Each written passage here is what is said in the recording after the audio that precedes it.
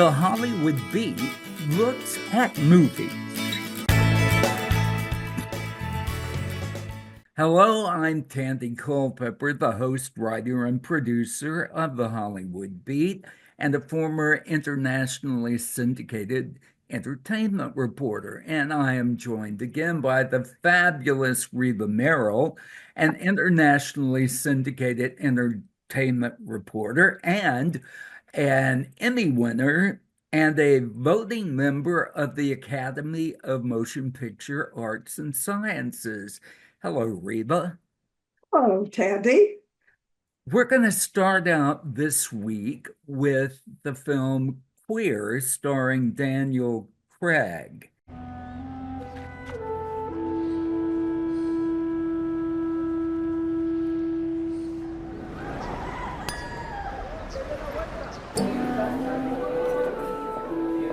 We're all parts of a tremendous whole.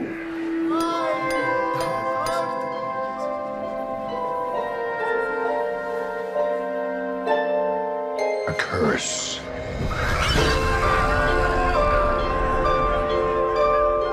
There's no use fighting it.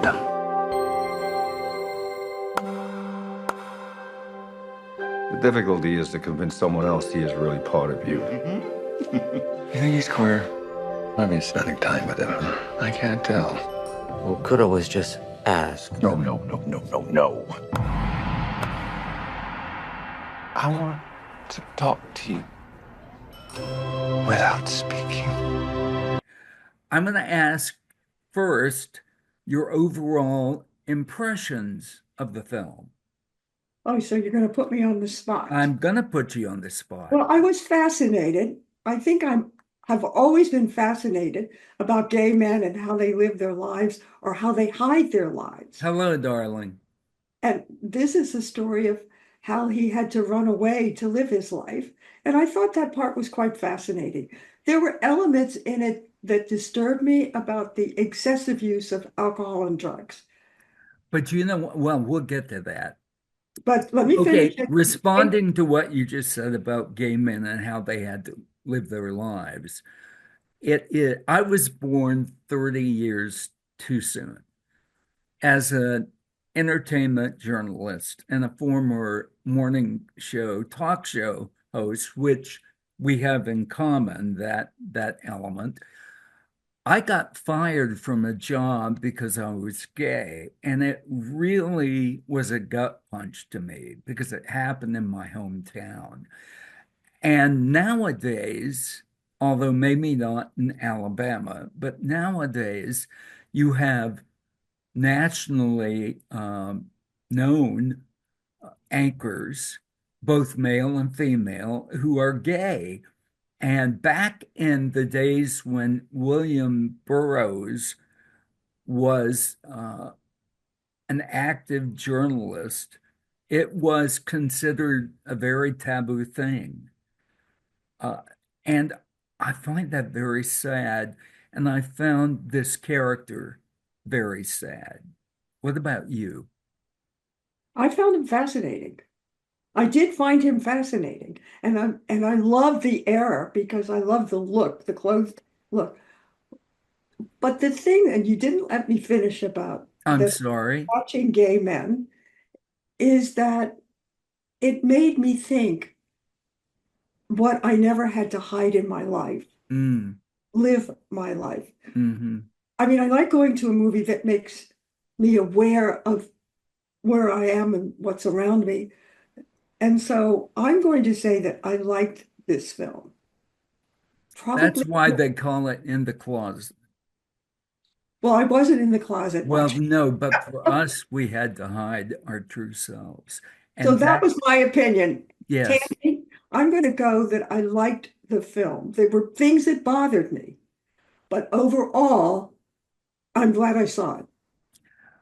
I'm going to go on record that I didn't like the film. However, Daniel Craig is so widely identified with James Bond that this was a completely different, a revelation of the breadth of his Ability. acting talents, I was blown away. And I feel certain he'll be in the mix for an Best Actor nomination at the Oscars. Well, the thing that's interesting is that you looked at it as a gay man looking at this film, and I didn't. But we do agree on Daniel Craig. I thought he was amazing. But here's the interesting thing. When I saw the film, he was there. So, of course, if he was there, I got to talk to him.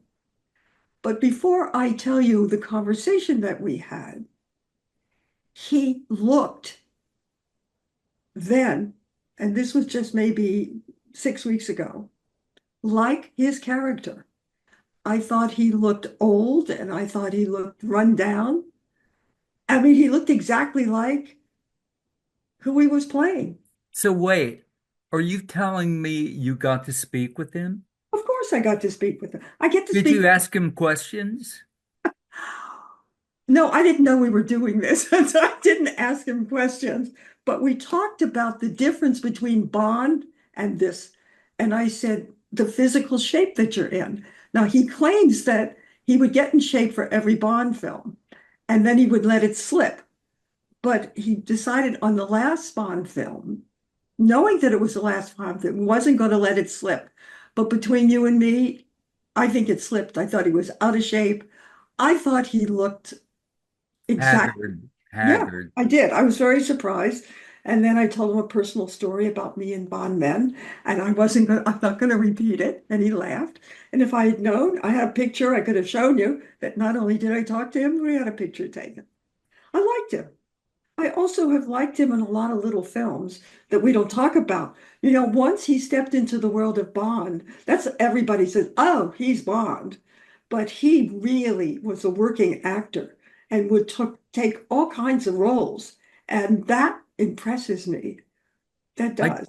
I can't remember the film that I interviewed him for. It was quasi-independent, a little film. Yeah, And I read the title the other day, and it eludes me now. it's okay. He'll He, forgive us. um, the reason why I said it was sad is because I so identified with it, with his character, but the milieu in which this takes place is the 40s, and it so mirrors William S. Burroughs' own story, personal life story, which surprised me. He was a prolific writer, 18 novels, uh, six collections of short stories. I'm blown away. Do you know what Norman Mailer said about William S. Burroughs? That he was the best novelist of his uh, post World War II. And I didn't know this. Burroughs and Kerouac and In Ginsberg, the Beat Generation. How do you like them apples? Well, the thing is that not only was he a prolific writer, this movie is based on an unfinished novel that he wrote that was very autobiographical. And the interesting thing about the opening of the film, where the credits are on, they do show a Burroughs typewriter, which gives our Oh, lead his actor family. a lot of money to live the life that he's living in Mexico City. And I thought that was very clever of them. What I liked about the film, or what fascinated me, because I didn't know this, they shot it all in Italy, in Rome. Cenicetta, remember we were talking about Conclave? That, Same studio, right? yes. And so I thought that was really interesting as they built the sets to look like, including the South American jungle. Brought in all these plants that were indigenous to South America. I was reading this and I was like, you've got to be kidding. How could that have been easier? I guess cheaper, maybe? No, I think it's cheaper to to film in Ecuador, to be honest. I think he just wanted total control of where he was filming.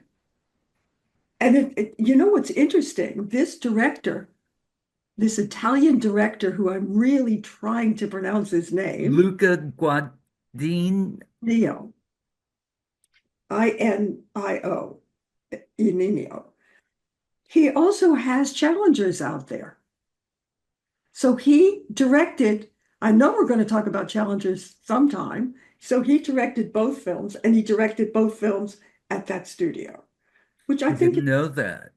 and this had a lot to do with the relationship of the director to Daniel, because they met at a party in London 10 years ago and always knew that he wanted to work with this director. And the director, on the other hand, was absolutely shocked when he offered Daniel Craig this role of playing a gay man on screen, and he accepted it. Because Daniel, in a quote around the movie, says, "I'm a tough ass Britisher." Like he would he would never be expected to play this kind of role. And this is what's exciting about acting, is they disappear. He was no James Bond in this film. You could see that he looked like an alcoholic who dabbled also in drugs. I mean, you could just see it. Now, I don't know how, I thought it was makeup, but when I met him, it was not so much makeup. And Eugene, who played the role I mean, Drew Starkey, who played the role of Eugene. I found Eugene's relationship to William to be transactional because he says in there, I'm not queer.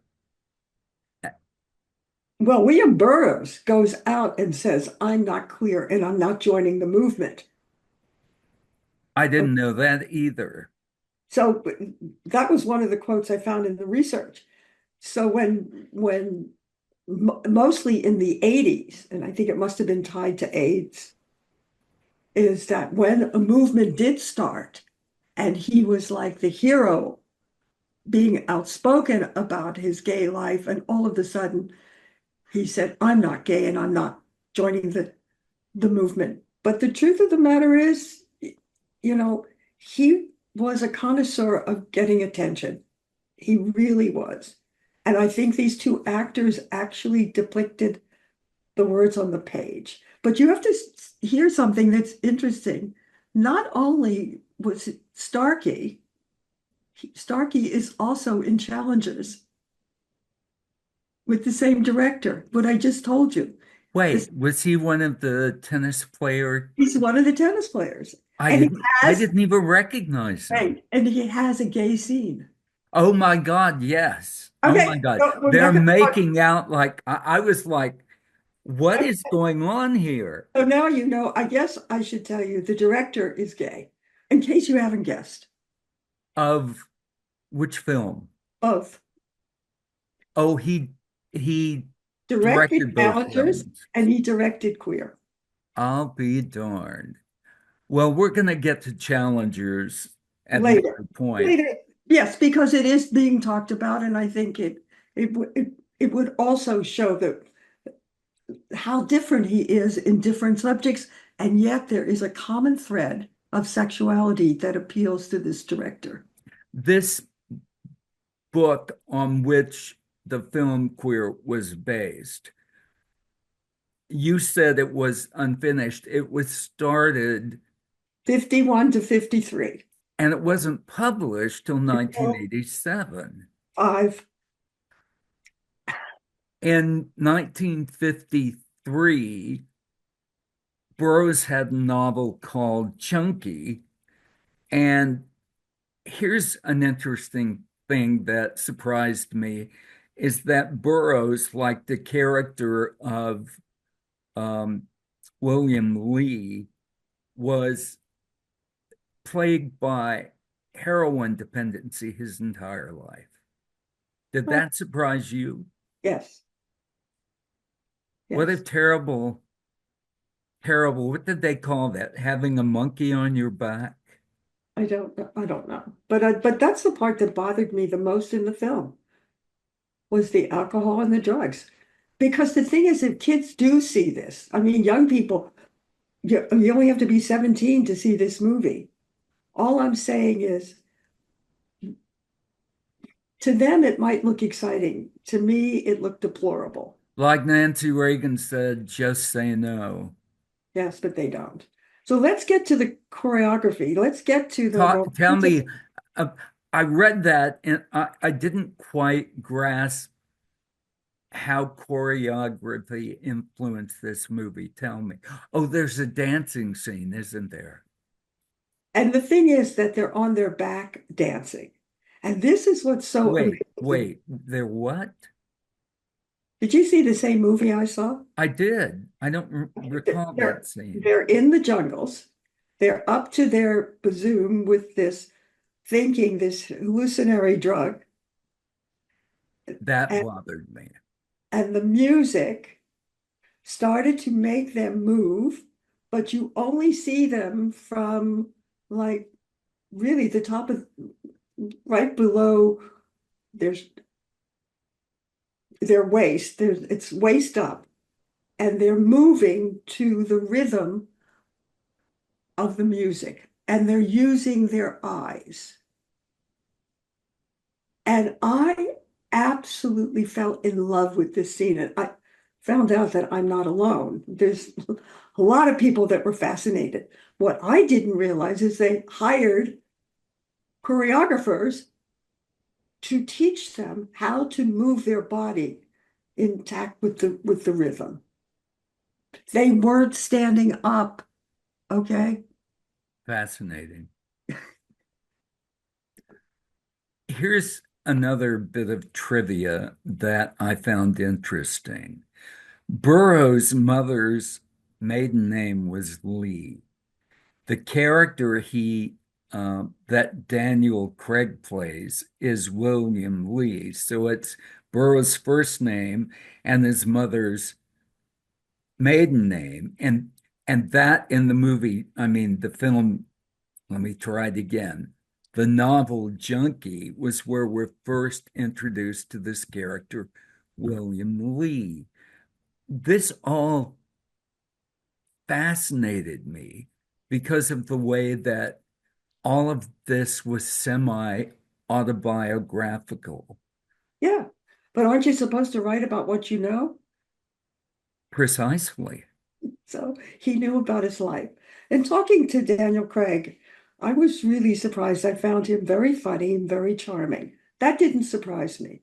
But doing the research, this is the quote I found, that he suffers from imposter syndrome.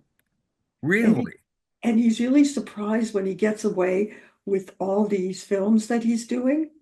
And that when he thinks about it a lot, you think you can't do it and you can't. So he can you doesn't. explain what imposter syndrome Oh, is? it's me. Okay. So What? yes, every time I did an interview, I always thought how lucky I am that it was so magical or fabulous. And I never gave me credit for pulling the marionette strings that controlled the interview. Interesting. I was an imposter doing this interview Well, because here's what you were. Uh, okay, for the entire length of my broadcast journalism career, I used the name Andy. And Andy could get away with things that Tandy would never do. You created a persona, same thing. So maybe I was working under imposter syndrome too. But don't we all, when we're interviewing people, we have to create this persona because you're asking questions that might be too personal, exactly, intrusive. and yet you have to do it. Well, we don't have to do it, but if we want fascinating interviews, we do it. Unless you want them talking about the character all the time, you have to ask them, what did you identify with about this character? And I remember an interview with Tina Turner for Mad Max Beyond Thunderdome. And there's a scene in there where she says, before the war, I was a nobody. After the war, I'm a somebody. And I asked her how that related to her personally. And she turned like this, looked at me and said, "Oh, you naughty boy," because I was talking about her relationship with Ike. And you Right. have to go into that. Otherwise, the interview is, and I wish I could have interviewed Daniel Craig about this film and his character, because I imagine it would have been fascinating to know why he was drawn to this, because he's not gay. I think it's no different than the next movie we're going to talk about, is that they don't expect, people don't expect Daniel Craig slash just finished 5 Bond films to play a character like this. Who's And what effeminate? and I think what happens is we totally underestimate actors who want to be challenged to take on something that seems impossible to deliver because it's 100 million miles away from who they are, or they think they are, or we think they are. Happily married to Rachel Weisz, you know. The movie takes a turn that I found puzzling and slightly disturbing. Maybe it was a reference to his drug dependency, or you realize what I'm referring to without us giving a spoiler to the audience. No, it was in the jungle Okay. when they meet this character. Doctor, Yeah, this scientist, and played by Leslie Mann, who I didn't recognize, that but was Leslie Manville. yeah, Are you serious? I that didn't was recognize her at Princess all. Margaret from The Crown. Wow. Talk about Great makeup. talk about hiding, disappearing into a role. I I don't understand why she didn't get, or did she, a Best Supporting Actress nomination at the Globes? No, I Maybe don't. she'll get one for the Oscars, because Well, talk about disappearing into a role. well, so that's who it was. I had to look up the credit to see who it was. In the original script, by the way, it was a man, and they decided that it would be a woman. Okay, that was down there doing research into drugs. In fact, the drug was made out of bark. They boiled bark. Of course, that's where all the good drugs came from. I mean, medical drugs came from what they found in the jungle. Quinine. So, do you think we've talked enough I about? was going to say, shall we turn the page? I wish you would. Okay, so our next film for discussion is Babygirl, starring Nicole Kidman and Harris Dickinson. Hey, Hey, we need to have a conversation. You're very young. I don't want to hurt you. I think I have power over you. Because I could make one call and you lose everything. Does that turn you on when I say that?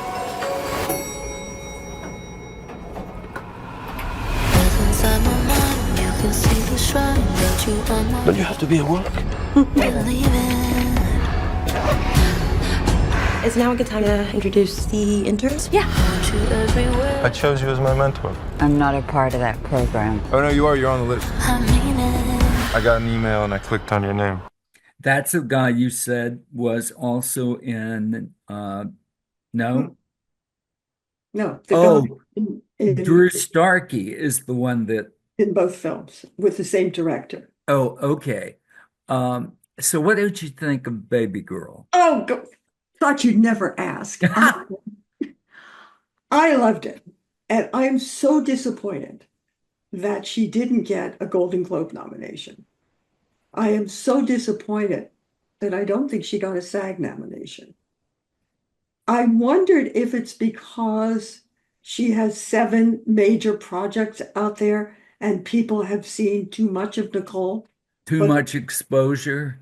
yes, I thought it was amazing. And talk about taking a role that has to that you bear yourself, not only your body, but your soul, and what's demanded of her to how to play this. That I'm surprised she took it, but like what I said about Daniel Day-Lewis and actors, is that I think she took it. Well, let me tell you You what talked to her I was going to say. Yes, I did talk to her. This time I knew we were going to do this. So I did ask her why she took and the, she recognized you. oh, well, we weren't going to go into that. Why Okay. not? No. 6 weeks? What did she say? You're seeing it again? Yeah, you're seeing it again. And I said, yes. Um, she said in the beginning, and I said, why did you take it? And she said, I wanted women to be seen. But, but that didn't give me enough meat to play with. So I said, did you look at this as a risk? As she said, not so much as a risk, but it filled me with fear because I didn't think I could do it. And then the minute I get into it, the fear pushes me to do the best I can. I I find this interesting. Do you think she also did it because she wanted to show that a woman of a certain age could still be perceived as As sexual. yes. You know what was interesting in the research, and I didn't get this from the conversation because I didn't ask, is that when she was in her 40s, she had her first daughter. And she really was talking to her mother and said, I think I'm going to slow down. I'm a mother now, and I know what it's like to be 40 and to be in films. Because at that point, she was only in films. She wasn't doing any television. And her mother says, don't close the door completely. But she got other advice from her agent, Kevin Huvane, who said this is going to be just the beginning. He also represents Meryl Streep. I think he knows what he's talking about. It has become a much bigger world that Nicole fits in now. And I think doing this film where she was exposed sexually and she was exposed physically. I got to see her whole body. And some of the scenes are really provocative. I found it fascinating. I'm going to say this, even though it has not much to do with the film, is that the first invitation I got to see this film was in October. And after I saw it, the man that invited me to see the film said to me, what would you do if you were in her position? It just so happens that I had a successful career and I was happily married. I wouldn't even think about going there because I had a different kind of marriage. What sets this film up is what the director said, that somebody told her a story that there was a woman married for 25 years and never had an orgasm. That's the clue to the beginning of this story. Don't give away too much here. No, but the idea is it's a situation that I never would have been confronted with. But I said to this gentleman, I said, well, if I was going to do it, it would be somebody that I would have something on. Interesting sidebar about Nicole Kidman. My brother was making a Jane Campion film called In the Cut, and Nicole was supposed to star in it, and she was one of the producers. And that happened to come along right when Tom Cruise ditched her. Oh, So God. she, because of the whole what she was dealing with emotionally, she did not want to put herself forward because it was a very sexual role. So Meg Ryan stepped in, which was a whole different movie. But you know what? Listen, that story is interesting because when they finish a film, like Babygirl, and they go out and do the publicity for it, it's all going to be about sex. And Yes, if you're in the midst of a big divorce, that's the last thing you want to talk about. She can yes. talk about this because she has a good marriage, that it came from a family that approved of everything she did. It was sad that her mother had died just as the film was being released in Italy at the Venice Film Festival, where she won Best Actress. So her mother, she said, never got to see the film, which she was sad. But I want to talk a little bit about the film and not the gossip. What I loved about it from a woman's point of view, of course, was the storyline. What got a hair in my face? Sorry. I love the clothes. Oh my goodness, it's wonderful when you're the CEO of a 500 plus company, when you are on Forbes' major list. The house that she lived in was paid for, you could tell, by what she was earning. Her husband was a successful theater director, but By you the know, way, played by Antonio Antonio Banderas. Banderas. Not too shabby. No. So it was beautiful to look at. Interesting. I had a different take on it than anybody else. I thought that the whole setup of what happened to her was planned, but I think I'm the only one that saw that. Wait, explain that without Well, giving explain it. away. If I explain it, I give it away. Okay, well, then we won't do that. There's an interesting scene where they are slow dancing and he calls her baby girl. And I went, that's where the title comes from. Do you know what baby girl really means in the No, it means good looking guy. Honest to God. From TikTok. really? On TikTok, that's what it means. When I read that, I nearly fainted because I don't know where they would get that.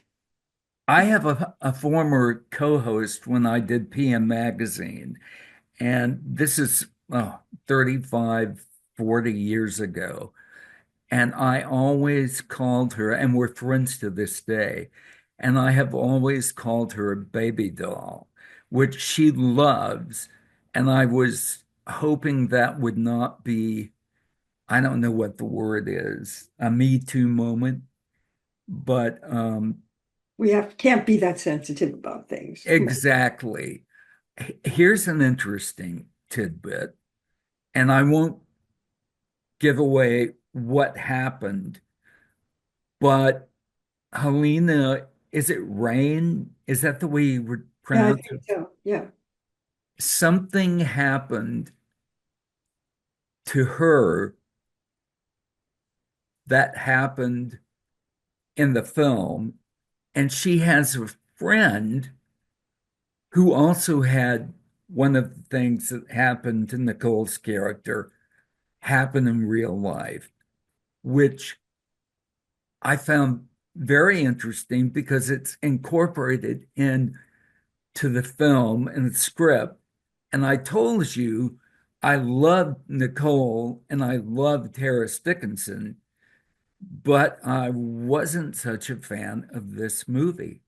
I found it, I found it disturbing. Why? Why? I found it Because of exciting. the way her character is treated by Harris Dickinson's character of you was it no, that's not right. I can't think of his character's name now. But the Oh, his character's name is Samuel. Samuel, the dynamic between them, I found troubling. Okay, this is the difference between you and me. She's acting out a fantasy. You don't Okay. think women have fantasies? And they're never sweet and delicious. They always have some kind of tinge to it. maybe not physical pain, but physical actions that we don't do in our real life. I And that, had a relationship with a younger man who started it with me, and I was 16 years his senior, and it went really, it took a terrible turn. And it was all, I got wrapped up in him. So I can identify with the whole, because here's what obsession, use the word obsession. obsession, my therapist said, this And guy is this the is not, Tandy? Wait a minute, is this the Tandy show to you for you? no, but You're spilling the tea. Do you it want to do tells you that? what the dynamic, you wind up projecting this image of this person that you want them to be. And that's all in your brain. But And that's not what I'm talking about. yeah, but it happens in this film that he is controlling her, and she is the person with all the power. But that's where the fantasy comes in. That's what you don't seem to understand. That's what made it so exciting. For me to sit there on screen and watch a woman of a certain age, and she is admitting to being 57, being put in a position like that, that she liked because it was a fantasy. Were That, you identifying with her in some way? yes, I would never have the nerve to do what she did in the film, but it isn't that at my age or the age when I was working in Hollywood and I knew I was successful. And yes, did I have fantasies, but I never acted on them. You were But I'm going to also, tell you why I never acted on them, which the difference between her character and mine is that I was having an affair with my career. there you go. Yeah, if you're too busy with your, and let's face it, her job as a CEO did not carry the excitement that our jobs Yeah. in journalism had, because somebody asked me, what is it you most like about your job? And I said, no 2 days are the same. Exactly. Or I used to say, it's like taking a blue book exam. You never know what the question's going to be. A pop quiz. And boy, did we have to do research doing that. Let's Well, talk about Antonio Banderas's character. He gets cuckolded, for want of a better word. And I can't think of another man who is sexier and more attractive than Antonio. yes, another thing. I did interview him a few times, Oh, and one of them was in New York. And while we were in New York, and the reason that the junket was in New York is that he was in Nine, which is the musical of the film Nine and a Half. right. Okay. And I said to him, I can say this now because I'm not working and nobody can do anything to me. But I said to him, well, my husband's in town with me and we would love to see the show. Is there any chance we could have your tickets? Because they always leave, the star of the show gets tickets every night. Right. And they're the best seats in the house. And he said, yes, I'll have my assistant get in touch with you. And they did. And I paid for the seats. I didn't need a free seat. I just needed seats. And he I got had the same one. experience with Rosie But O'Donnell if when they ever found out, I would be in a lot of trouble. no, if you paid for the seats, that's okay. I was interviewing Rosie O'Donnell when she got her talk show. She was starring as, oh God, I can't think of the character, um, in Greece. And I said, my mother and I are going to see your show tonight. And she reached down into her purse and I said, I can't take tickets. I have to pay for them. She said, oh, you're going to pay for them, but you're going to get the best seats in the house. And I thought that was um, terrific because the same experience with you. How was the play? Fabulous. I mean, he's fabulous. He sings, he dances, he acts, Okay, and I we think can he acts. wrap this up. I have a question for you. Okay. What should audiences look forward to, and why should they see this film? I can't direct the answer to an entire audience, but I think women should see this film. First of all, she's right. She gave a voice to women. Also, you get great ideas from looking at the clothes. Doesn't hurt to copy some things that you see. And I actually had a good time. The Do you simple think reason it had a happy ending. It do did. you think they should take their male partners or husbands to see it with them? It would be a great way to interpret how their sex life is. If it's needing something, boy, is this a great conversation starter. It would turn a light on in their heads, wouldn't it? Exactly. Okay, well, I am so glad we got to do these two films, and I look forward to our next encounter, Adventure. This is definitely an adventure in Hollywood. isn't it? Okay, I'm Tandy Culpepper, I'm Reba Merrill. and join us next time on the Hollywood Beat.